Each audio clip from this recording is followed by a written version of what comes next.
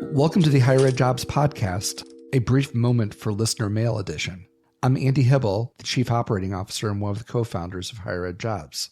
And I'm Kelly Sherwin, the Director of Editorial Strategy.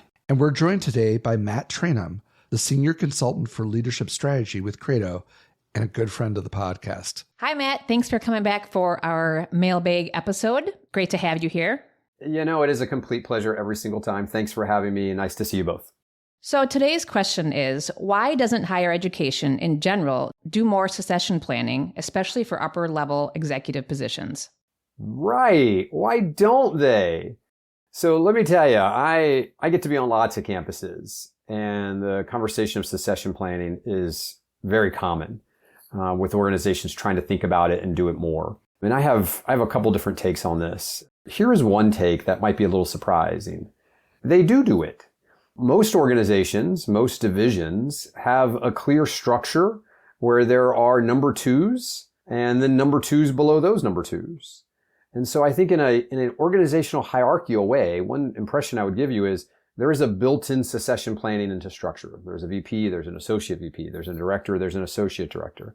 So there is a structure in higher ed more so than I think in other places where the next person in line is kind of clearly in line. So there's one take.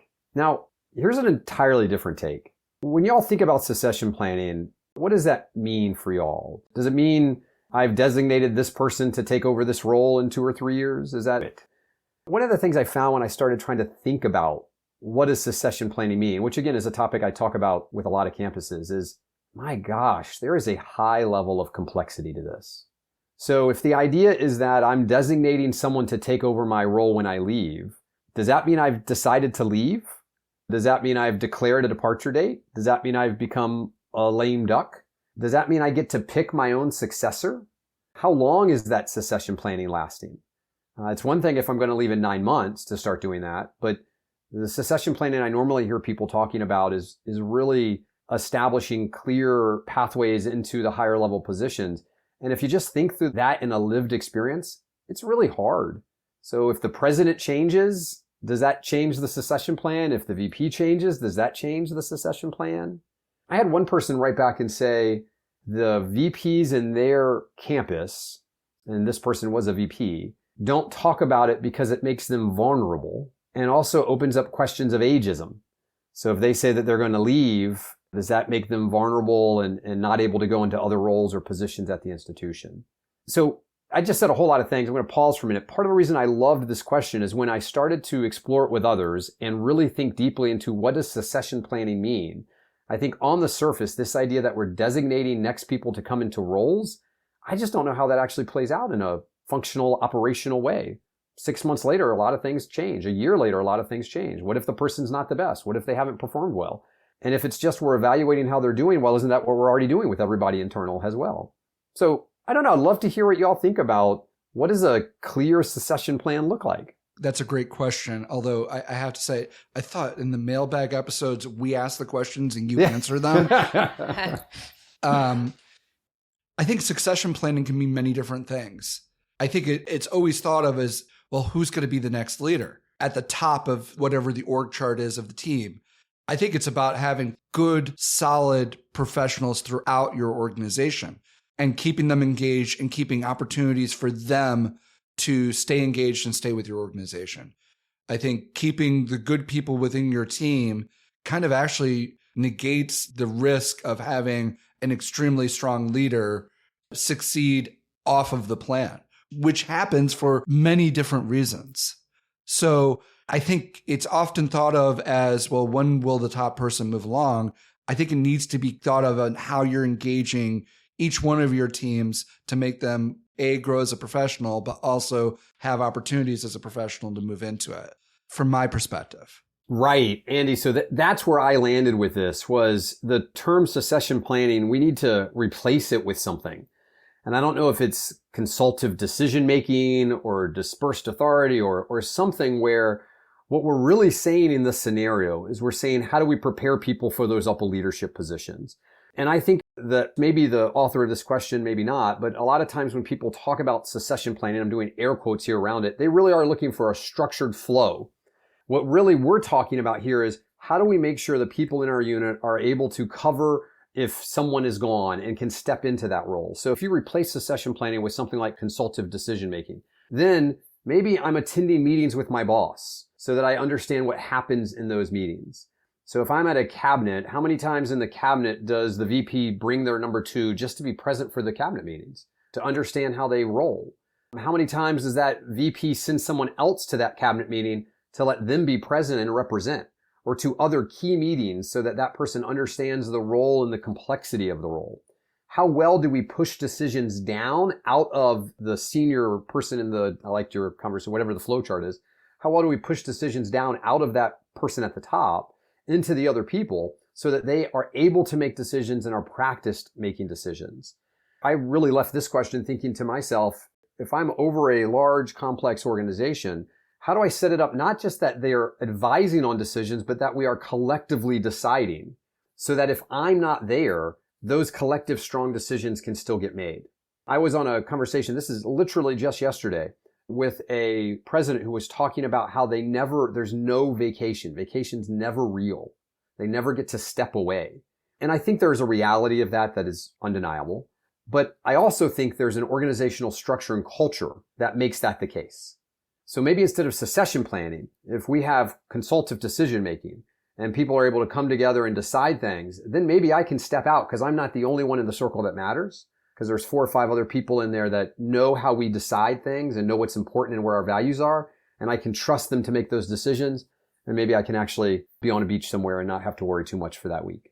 I think that's spot on, Matt. I kind of feel what's sometimes challenging with these mailbag questions is the person who sends the question doesn't get the opportunity to say, well, that's not quite what I meant. Right. And I feel like we haven't quite hit that. And if you're interested and you have a question, please email us at podcast@higheredjobs.com or tweet us at HigherEdJobs and let us know what you'd like us to answer. And please know that this is our promise, and this is kind of our promise to the person who asked this question. We will do our best to make sure we get not just the words of your question, but the spirit of the question. But I think the other heart of this question is, why are we avoiding it at the top levels? Maybe we're doing a good job of that all around, but kind of going to the response that you receive from your colleague, why are people not doing that? And I have a little bit of a perspective from where I sat in my professional career prior to HigherEdJobs, and that's from the planned giving area, working with older donors and talking about their legacy and how they could engage the university and making a difference. And I think it speaks to one of the great qualities of folks who work at colleges and universities. As people, we walk alongside our mortality on a day-to-day basis, but we're not always all that aware of it. But when we become aware of it, it's kind of a frightening thing. When you're crossing the street and you get really a little bit too close to traffic, your heart stops a little bit and you become very aware that you're a human being and life is very precious. I think professionally, we are so bought into the work we do at colleges and universities that a part of who we are is tied to what we do in a way that's different and so admirable compared to professionals in many other fields. And I think when you're looking at the end of career, and whether you're the head of it or you're somebody who's just a respected member of the team who's had an extremely long tenure, sometime when you're looking at the, if you will, the end of your professional mortality and coming to grips with it, we tend to want to give people space to do that in their own way and be able to do it on their own terms, if possible, and do it with dignity. And those are really tough things to do for team members you respect. And while it may perceive, and maybe sometimes it's true that there's a decrease in power when you've come to terms with your professional mortality, I think it's hard to really get at that in a way that's organizationally driven, but also respecting the humanity of a professional who you care about and respect. Andy, that was beautiful. This is not related to what you were just saying, Andy, but I was thinking when you said, why isn't this happening? And the author of this question is saying, obviously they don't realize that it's happening. But Matt, in your initial comments, you said it is happening. So I'm just taking another take on it. I'm not sure if this is what the author was thinking, but if it's happening on campuses, why isn't it being communicated better? Why isn't it more transparent? Would that help ease some of the anxiety or frustration? If it is happening, why isn't the plan out there more? So I think structurally, there are some obvious succession plans built into our org hierarchies, right? And then to the complexity of doing this in a formal way, it becomes a lot harder, which then we went to this place of how to create a culture within our organizations where people are empowered to make decisions that give us trust in them later when we have positions above them that open up.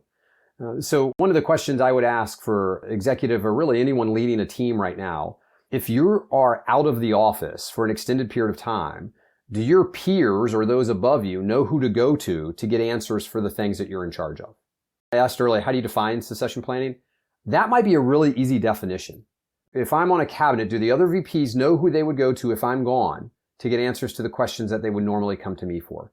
If they answer yes, if they, oh yeah, I'm going to go to this person for that and this person for that stuff, then you've probably done a pretty good job. Maybe a more advanced version of that question is, would they feel confident if that person came to the room instead of you? Right? Wow, if that answer is yes, you're in great shape. And so if we reverse engineer that, what do I need to do to get those answers to be a yes?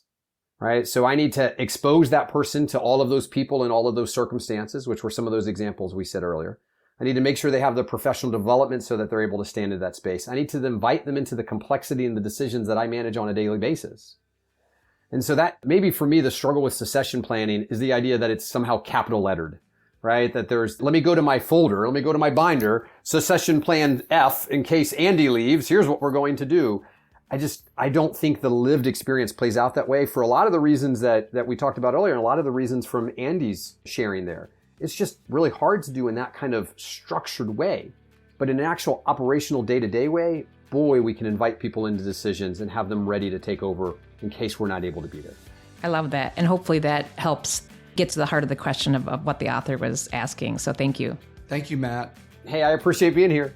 We appreciate having you on the show today, and we look forward to the next mailbag episode with you. Please email us at podcast@higheredjobs.com or tweet us at HigherEdJobs with your questions you'd like us to discuss with Matt. Thank you again for listening. We look forward to talking again soon. I always imagine all the music Mike's going to add. That's all he ever adds. They don't hear that because they don't have their headphones. I know. Did you just do ring, ring? Oh. So